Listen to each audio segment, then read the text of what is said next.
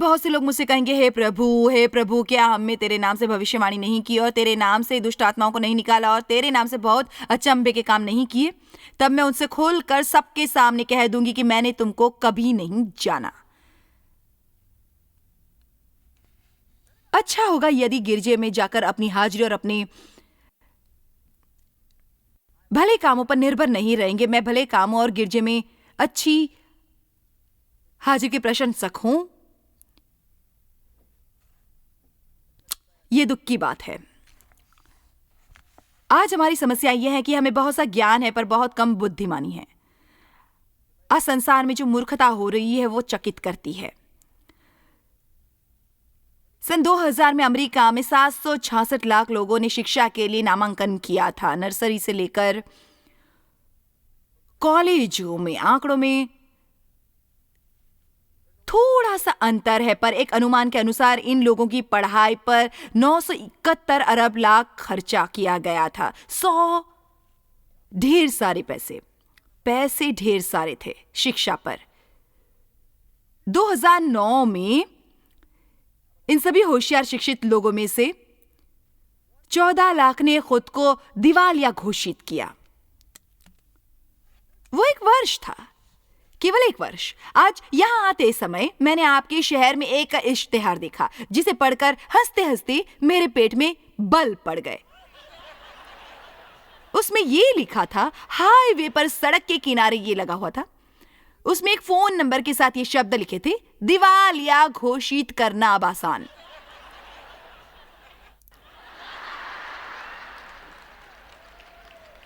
क्या आपको हंसी नहीं आ रही? दिवालिया घोषित करना अब आसान?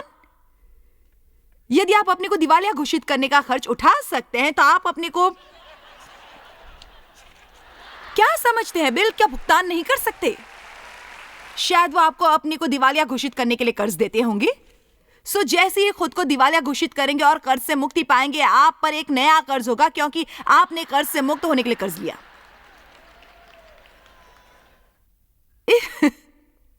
इतने सारे शिक्षित और शिक्षा पर खर्च किए जा रहे अरबों डॉलरों के बावजूद पहले विवाहों में तलाक की दर लगभग 50% है, दूसरे विवाह में 66 और तीसरे विवाह में 74%।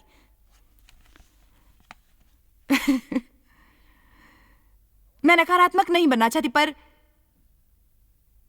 यदि आप किसी ऐसे से विवाह करने वाले हैं जिसने पहले ही 3 विवाह किए हैं, मैं ये नहीं कह रही सफल नहीं होंगे, पर आपको प्रार्थना करनी चाहिए। मैं होती तो केवल प्रार्थना ही करती। वो यीशु, हम बहुत शिक्षित हैं पर जुर्म बढ़ गए हैं, डर बढ़ गया है, अर्थव्यवस्था बिगड़ गई है, बेरोजगारी बढ़ गई है, तनाव से मुक्त कराना अरबों डॉलर का व्यवहार बन गया है। हर चीज की जानकारी हमारी उंगलियों की थाप पर उपलब्ध है, उंगलियों के सिरे पर। इंटरनेट हमें हर चीज के बारे में तुरंत जानकारी उपलब्ध कराता है, पर फिर भी दुनिया की परिस्थितियां निरंतर बिगड़ रही हैं। लगता है मानो हमारा संसार का बुरा हाल है, वो निराशा की कगार पर है। और इसका कारण जानते हैं क्या? क्योंकि जो लोग इस पर राज करते हैं वो परमेश्वर से छुटकारा पाने की फिराक में हैं।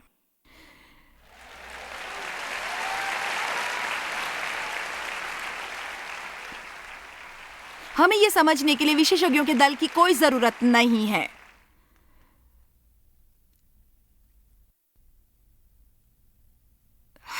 मैं आपको ये सत्य बताना चाहती हूँ कि हमें क्रोधित होने पर और इस बात को बहुत तूल देकर इस पर समय व्यर्थ करने की बजाय हमें असल में प्रार्थना करनी आरंभ करनी चाहिए कि लोगों को ज्ञान मिले और सचमुच ये समझ नहीं पाते, उन्हें सचमुच ज्ञान नहीं होता। हमारे लिए कितना विस्मयकारी होता है यहां बैठकर ये कहने लायक होना, मैं परमेश्वर को जानता हूं। यीशु,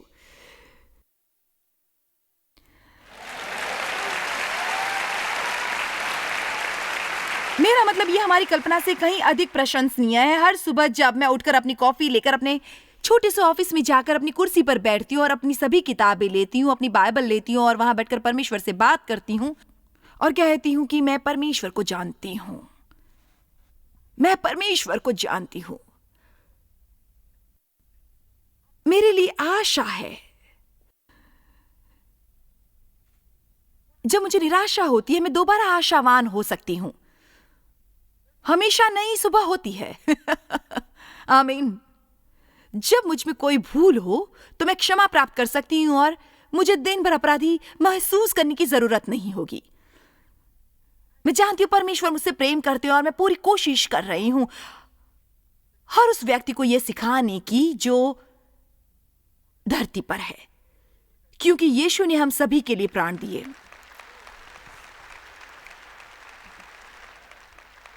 प्रार्थना करूं कि लोगों को ज्ञान और प्रकाश प्राप्त हो। मसीहियों के लिए विशेष रूप से प्रार्थना करो कि उन्हें इसका ज्ञान मिले कि मसीह में उनकी क्या विरासत है और उनकी क्या पहचान है, क्योंकि हम में से ज्यादातर ये नहीं जानते कि हम कौन है मसीह में। हम अभी भी ये समझने की कोशिश में हैं। जब आप अपने को जानते हैं, आपको आइंदा कभी किसी और से अपनी तुलना करने की जरूरत नहीं होती।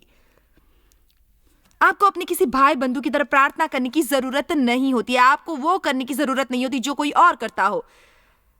आपको दुखी होने की जरूरत नहीं यदि किसी की तरक्की होती है और आप पिछले 10 वर्षों से एक ही काम करते आए हैं। यह संभव है कि आप काम में माहिर हैं और आपको वो करना अच्छा लगता है। शायद तरक्की पाने वाले को अपने आधे पैसे इलाज में खर्च करने पड़े हों। यदि आप उस पदवी के लिए अभिषेक नहीं है तो अच्छा होगा कि उसकी इच्छा न करें। जब पौलुस अथेने से गुजर रहे थे, उन्होंने एक वेदी देखी जिस पर यह अंकित था, एक अनजान परमेश्वर के लिए। वो जानते थे कि एक परमेश्वर थे, पर वो समझते थे कि वो उन्हें जान नहीं सकते, पर हम उन्हें जान सकते हैं। हम परमेश्वर को कैसे जान सकते हैं? मैं जानती हूं ये शब्द प्रशंसनीय लगते हैं। हम सुनकर सोचते हैं, वाह ये कितना बढ़िया है।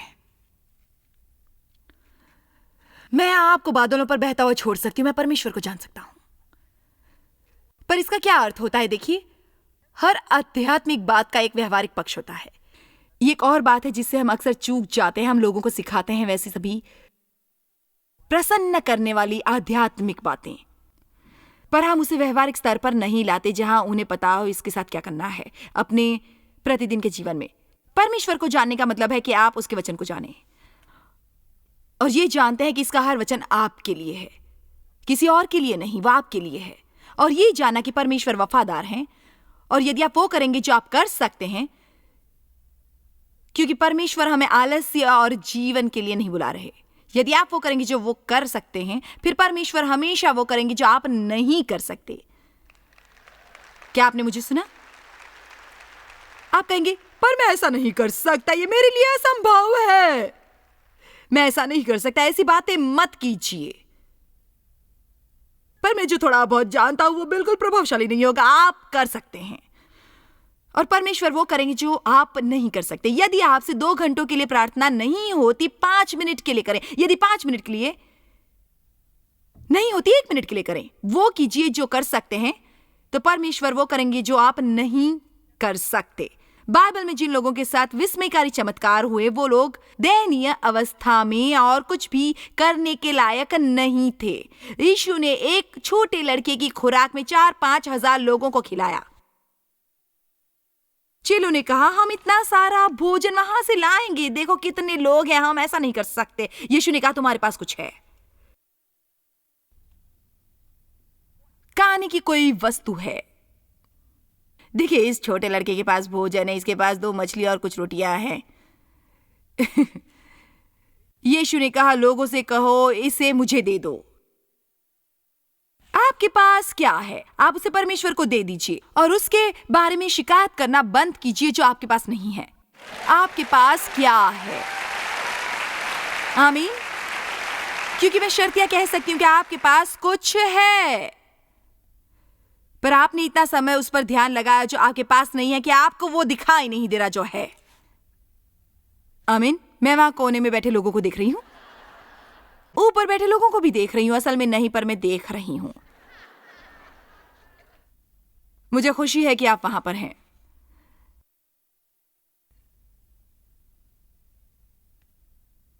हमें किस प्रकार के जीवन के लिए बुलाया गया है? क्या अर्थ होता है ये कहने का कि हम मसीह में हैं? इफिसियों 1:3 में लिखा है कि हर एक आशीष, हर आध्यात्मिक आशीष जो स्वर्गीय स्थानों में दी गई है वो मसीह में हमारी है। इसलिए आपको ये बिल्कुल भी नहीं कहना है मैं आशीष प्राप्त करने की कोशिश करूंगा, बल्कि आपको कहना चाहिए मुझे आशीष मिली है। मुझे आशीष मिली है मसीह में। आमीन। मैं चाहती हूं कि आप फिलेमोन 1:6 को देखें। मैं आपको ऐसा कुछ बताने वाली जो मेरे विचार से आपके लिए जीवन बदलने वाला होगा। फिलेमोन 1:6। ध्यान दीजिए, मेरी प्रार्थना है, ये पौलुस ही है, मेरी प्रार्थना है कि तेरा विश्वास में सहभागी होना तुम्हारी सारी, मैं यहां 1 मिनट के लिए रुकने वाली हूं। पौलुस कह रहे हैं कि ये सब जो हम कर रहे हैं हमारे विश्वास करने और उसे मुक्त करने से कोई फल मिलने की अपेक्षा होती है, ठीक? इसलिए पौलुस ने कहा कि तेरा विश्वास में सहभागी होना उत्पन्न करे और बढ़ाता दे पूर्ण ज्ञान, समझ, पूर्ण पहचान को, और तुम गुण पहचान सको। प्रकाश की बात हो रही है हर भली चीज का जो हमारी है मसीह यीशु में हमारी पहचान के कारण और उनके प्रताप के लिए। मैं चाहती हूं कि आप ये समझ ले, मैं चाहता हूं आप परमेश्वर से सहमत हो। मैं चाहता हूं आप हर उस भली चीज को कबूल करें जो आप में है। हमें आपने पाप कबूलना सिखाया है और ये अच्छा है, पर केवल इतना काफी नहीं है। हमें परमेश्वर के साथ अपनी धर्मी ठहराया जाना भी कबूलना चाहिए। हमें कबूलना चाहिए कि हम मसीह में निर्दोष किए गए हैं। इसका यह अर्थ मानो कि हमें कभी पाप नहीं मिला।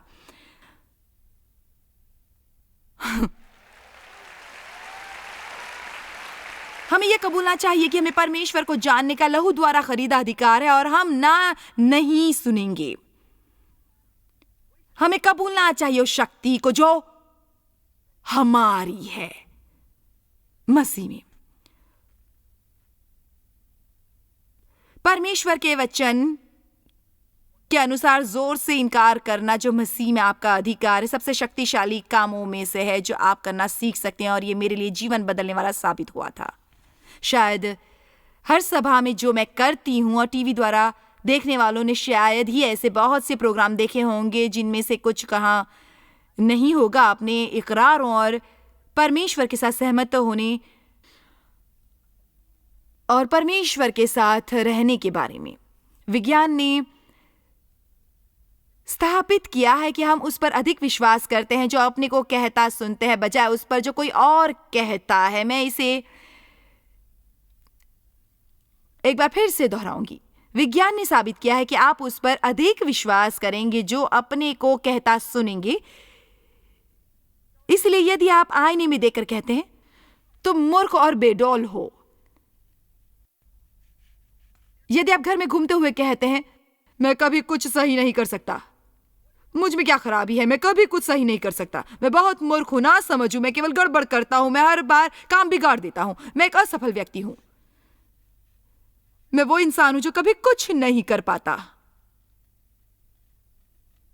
नहीं, आपको कबूलना चाहिए। पौलुस ने कहा मैं चाहता हूं कि आप विश्वास कर चले स्थान पर पहुंचे जहां आप हर उस चीज को कबूल करें जो मसीह में आपकी और आपकी ही। आप वहां जिंदा तो हैं, आप सदमे में तो नहीं। अब जब मैं वो कहूंगी जो मैं कहने वाली हूं, मेरा उद्देश्य असभ्य या कठोर बनना नहीं किसी तरह की धार्मिक संस्था के प्रति। मैं भी बहुत लंबे समय तक एक ऐसी संस्था में शामिल थी जहां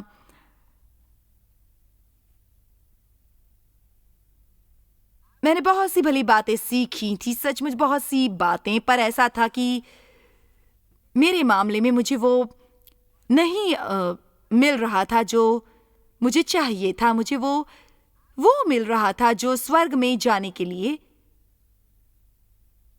चाहिए था, पर मुझे वो नहीं मिल रहा था जो मुझे चाहिए था विजयी होने के लिए। अपने प्रतिदिन के जीवन में, मेरे जीवन में एक गड़बड़ी थी। मेरे पिता ने कई सालों तक मेरा यौन शोषण किया था और मेरा जीवन एक भयानक सपने की तरह था। उन बातों में से एक जिसे हम हर सप्ताह गिरजे में कबूल करते हैं वो था ये इकरार कि हम बहुत घटिया और बुरे पापी हैं इस दुनिया में। मैं घटिया बुरी पापीन अपने सभी पापों और अनुचित कामों का इकरार करती हूं जिससे मैंने आपको ठेस पहुंचाई है, जिसके कारण मेरा चिरस्थायी सजा पाकर हकदार होना उचित समझता है, पर वो ठीक होता है। ये बहुत बढ़िया और महान इकरार है।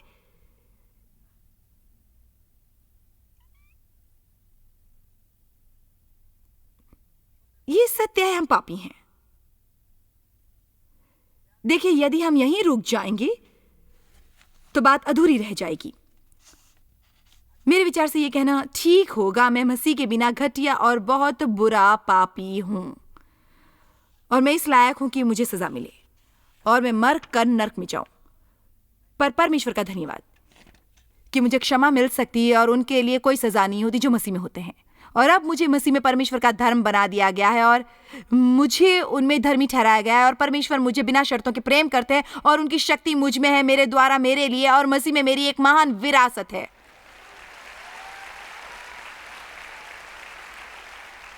मैं आपके साथ पूरी ईमानदारी बरत सकती हूं, पर यहां भी कृपया आप ये समझ लें कि कई बार जब मैं ईमानदारी से कुछ बातें कहूंगी, मैं जानती हूं कि उसके लिए मेरी आलोचना की जाएगी, पर मुझे ऐसे लोगों की जरूरत है जो भूखे हों ये समझने को कि बेशक उनके लिए अपने पापों को मानना और स्वीकार करना जरूरी है और ये जानना कि आप मरने और नर्क जाने के लायक है। आप जितना अधिक ये जानते हैं, ये उतना ही आपको अचंभित करता है परमेश्वर के अनुग्रह के बारे में। पर हमें आगे बढ़कर हर भली बात को कबूल करना है जो आपकी है मसीह में। मैं आपको पूर्ण सत्य बता रही हूं। मुझे सचमुच जाकर यह इकरार करने की जरूरत नहीं कि मैं एक पापी हूं। मैं वहां जाने पर पहले से ही वो जानती थी। मैं जानती थी मैं घटिया थी, मैं जानती थी मैं बुरी थी।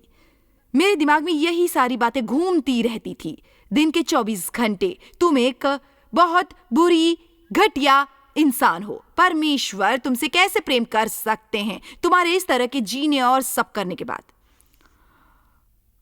और जब मैंने ये वचन समझना आरंभ किया, पौलुस ने कहा, मेरी प्रार्थना है कि तुम्हारा विश्वास तुम्हें उत्पन्न करेगा और बढ़ावा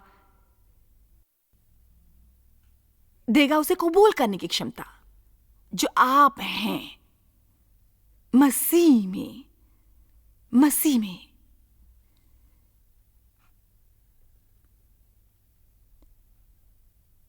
हे प्रभु,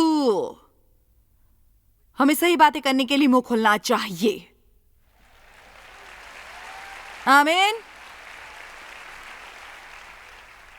अच्छा, तो आप मान लीजिए आपका वजन कुछ अधिक है, शायद आप पर कर्ज है इत्यादि। आपको अपने को आईने में देखकर कहना चाहिए, मैं परमेश्वर की संतान हूं और उनकी शक्ति, अनुग्रह और दया से मैं कर्ज से मुक्त हो सकता हूं, अपना घर साफ कर सकता हूं, मैं अपना वजन कम कर सकता हूं जितना मैं चाहूं, मैं अच्छी नौकरी पा सकता हूं, मैं जहां जाऊंगा मुझ पर अनुग्रह होगा। मैं इस तरह जीने से इनकार करता हूं। ये मेरा भाग्य नहीं है, ये मेरी विरासत नहीं है और मैं निष्क्रियता से बैठकर ये नहीं कहूंगा मुझ पर उड़ेल दो। मैं किसी तरह जीने की कोशिश कर रहा हूं, मुझ पर हमला हो रहा है, मैं किसी तरह जीने की कोशिश कर रहा हूं जब तक यीशु लौट कर नहीं आते। कोई हैरत नहीं कि हम किसी का मसीह तक मार्गदर्शन नहीं कर सकते। जरूरत नहीं है अपने दुखों पर मसीह लेबल लगाने की। आमीन। हमें आनंद होना चाहिए और शांति असल में हम में है, हमें उसको इस्तेमाल करना आरंभ करना चाहिए। हमें उसे बाहर आने देना चाहिए। इसलिए इस सप्ताह मैं आपसे इस बारे में अधिक बात करूंगी कि मसीह में आपकी क्या विरासत है। मैं आपसे आपके अस्तित्व के हर पहलू में स्वस्थ होने के बारे में बात करूंगी। हमें यह नहीं भूलना चाहिए कि यीशु हमारे स्वस्थ करता है। मैं आपको सिखाऊंगी कि परमेश्वर की प्रतीक्षा कैसे करनी चाहिए। मैं आपको सिखाऊंगी शांति के बारे में। आप में उतनी शांति है जितनी कि आपको आइंदा जीवन में कभी चिंता न करने के लिए चाहिए। आपको कभी एक रात की नींद भी नहीं गंवानी होगी चिंता, तर्कों और डर के कारण। आपको परमेश्वर से शांति की भीख नहीं मांगनी पड़ेगी। आपके पास शांति है, उसे प्राप्त करने की कोशिश बंद कीजिए जो आपके पास है। उसे कबूल कीजिए जो आपके पास है। कितनी मूर्खता और कुंठित करने वाला होगा मेरे लिए यहां बैठकर उस कुर्सी में घुसने की कोशिश करना जिसमें मैं पहले से हूं।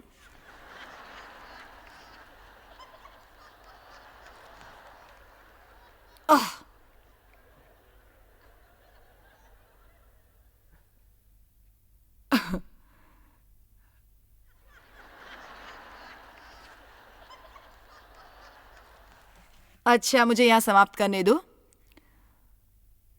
वो कुछ चीजें जाने दो जो आपकी है ताकि आप अच्छी मन स्थिति में लौट सको। हम प्यारे हैं, ये पूरी बाइबल में लिखा है। हमें बिना शर्तों का प्रेम प्राप्त है। परमेश्वर ने हमें चुना और गोद लिया है। हमारा उद्धार हुआ है। हमें क्षमा मिली है। कृपया उस पर ध्यान दें। मैं वर्तमान में कह रही हूं। हमें पाप और उसके सभी प्रभावों से मुक्ति मिली है। हम पर परमेश्वर का अनुग्रह है। हम पर उनकी दया है। हम परमेश्वर की विरासत है, उनकी संपत्ति है, उनका अंश है और हम संयुक्त वारिस हैं मसीह के साथ। परमेश्वर की हर चीज के द्वारा हमारा भला करते हैं। हर चीज जिससे शत्रु बुरा करना चाहता है, परमेश्वर उससे भला करते हैं। परमेश्वर भला करते हैं।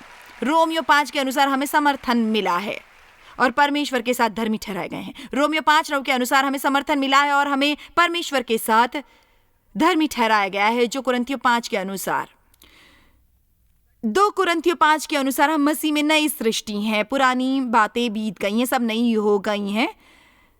हम परमेश्वर का घर हैं। रोमियो 8 के अनुसार अब उनके लिए कोई दंड नहीं है जो मसीह यीशु में हैं। हमें परमेश्वर का राज्य, धर्म और शांति और आनंद है। परमेश्वर की इच्छा है कि हमारे जीवन के हर पहलू में सफलता और समृद्धि हो। हर जिस चीज को छुए वो सफल हो जाए और फले फूले। हम सिर हैं, पूंछ नहीं है, ऊपर हैं, नीचे नहीं है। हम उधार देते हैं पर हमें कभी लेना नहीं पड़ता, इसलिए हमें कभी दिवालिया घोषित नहीं करना पड़ेगा, चाहे हम उसका खर्च उठा सकते हो। इसलिए परमेश्वर की स्तुति कीजिए। हालेलुया! मैं इतनी प्रसन्न हूं कि मैं सहन नहीं कर पा रही। याद रखिए, परमेश्वर बहुत भले हैं। मेरी आपके लिए प्रार्थना है कि आपको ज्ञान प्राप्त हो उससे जिसके बारे में मैंने बात की है। मेरी प्रार्थना है कि आप इन चीजों पर चिंतन करेंगे, उनके बारे में सोचेंगे और किसी से उसके बारे में बात करेंगे। आज जब आप घर लौट रहे होंगे तो आप अपनी समस्याओं के बारे में नहीं बोलेंगे, बल्कि उसके बारे में आपने यहां सुना है कि आप इसके बारे में बात करेंगे जो आप मसीह में हैं। मेरी प्रार्थना है कि आपको वो शांति जरूर मिले जिसे समझना कठिन है, और ये आप धीरज से करेंगे जब अपनी गाड़ी पार्किंग से निकाल रहे होंगे, और ये कि आप एक मसीह की तरह सलूक करेंगे और कुछ लोगों को अपने से पहले जाने देंगे। हे मेरे प्रभु, हम प्रेम द्वारा चलने वाले हैं। मैं यीशु के नाम में आपको आशीष देती हूं। आपकी रात अच्छी कटे। मैं आपको प्रोत्साहित करना चाहती हूँ कि आप नियमित रूप से प्रार्थना करें कि आपको परमेश्वर का गहराई से ज्ञान हो। वैसे परमेश्वर के बारे में जानना एक बात होती है, पर परमेश्वर को जानना बिल्कुल अलग बात होती है। उसमें समय लगता है और मेरे विचार से उसके लिए परमेश्वर के साथ थोड़े अनुभव की जरूरत है। उनके चरित्र को जानने की जरूरत होती है। एक बात होती है जब कोई आपको कहता है परमेश्वर वफादार है, पर परमेश्वर की वफादारी को अपने जीवन में अनुभव करना बिल्कुल अलग बात होती है। याद रखिए, जब आप सचमुच परमेश्वर को और ये जानते हैं कि आप उन पर विश्वास कर सकते हैं, कि आप उन पर निर्भर हो सकते हैं, और ये कि चाहे आप वो समझ नहीं रहे वो क्या कर रहे हैं, कि वो इसलिए कर रहे हैं कि जो कर रहे हैं क्योंकि वो आपसे प्रेम करते हैं और इसलिए कि उन्होंने अंतिम फल के लिए ऐसा कुछ सोचा है, और ये आपको आत्मविश्वास देता है। याद रखिए, आत्मविश्वास बहुत बहुत महत्वपूर्ण है। मुझे आपसे प्रेम है। परमेश्वर का अनुग्रह पर रहे। जॉय स्माइल मिनिस्ट्रीज में आप हमारे लिए कितने अहम हैं, इसका आपको अंदाजा नहीं। हम आपके आभारी हैं और हम धन्यवाद करते हैं अपने सब मित्रों और सहयोगियों का कि उन्होंने इस विश्वव्यापी सेवकाई को संभव बनाया। मिलकर हम भूखों को खिला रहे हैं, गरीबों को पहना रहे हैं और कई देशों में सुसमाचार पहुंचा रहे हैं। कृपया हमसे संपर्क करें या विजिट करें jmmindia.org पर। आज ही अपनी प्रार्थना के अनुरोध बताने के लिए, हमारे साधनों के बारे में और जानकारी और जॉयस की सभाओं का शेड्यूल जानने के लिए, और हमारे सहयोगी बन जाएं दुनिया भर में मसीह का प्रेम बांटने के लिए।